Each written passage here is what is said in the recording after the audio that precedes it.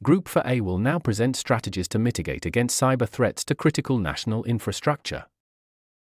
According to internet provider Seacom, South Africa was the country most targeted by ransomware and business email compromise incidents in Africa last year. In 2020, during the height of the COVID-19 pandemic, cyber actors attacked Life Healthcare Group, a private hospital operator. The breach affected admission systems, business processing systems, and email servers. Imagine the impact if the cybersecurity team had not detected the attack on time. Patients' medical records, the financial records, and even the medical services could have been greatly disrupted. But this is merely one example of the potentially devastating effects of cyber attacks.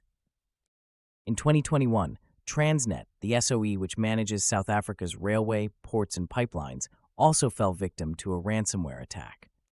According to Tech Central, hackers left a ransom note on Transnet's computers, claiming to have encrypted 1 terabyte of personal data, financial reports, and other documents, and directed the firm to a dark web chat portal for negotiations. The ransomware, linked to several strategic cyber threat actors, compromised the system due to inadequate software updates and failure to follow security protocols. Internationally, the case of Ukraine is a key example for monitoring the developments of cyber threats. Following the Russian invasion in 2022, Ukrainian national critical infrastructure has repeatedly been targeted by both physical and cyber attacks. As part of this hybrid warfare, state-sponsored advanced persistent threat groups have targeted power grids, communications systems, and financial services. One such APT group, known as Sandworm, has been especially effective in its multi-stage attacks against industrial control systems and their operational technology.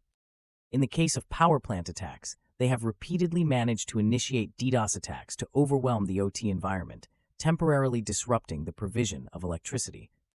Shortly thereafter, they tend to deploy wiper malware to delete data on IT networks, causing further damage and limiting traceability. This all points to the importance of sufficient isolation between the OT and IT systems. To protect NCI from ransomware, advanced endpoint detection and response systems, as well as regular vulnerability scans and employee training, need to be implemented. These steps promptly detect, isolate, and mitigate threats. As illustrated by the attacks in Ukraine, isolating OT from IT networks, enforcing strict access controls, and employing intrusion detection systems are crucial for minimizing cyber attack risks. Implementing these measures ensures a coordinated approach to cybersecurity, which is crucial for the resilience and operation of national infrastructures in South Africa.